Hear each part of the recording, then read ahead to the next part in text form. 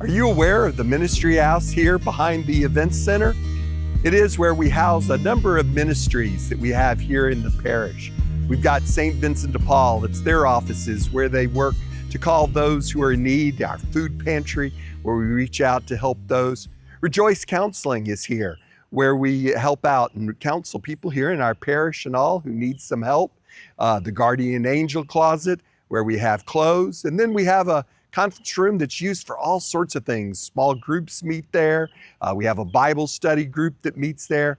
And we have the women of the Hearts with Hands.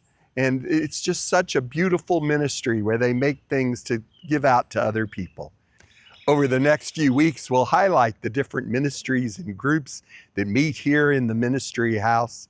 Come and visit us here at the ministry house, back in the back of the campus. Come down the little parking lot side and come around here to the back.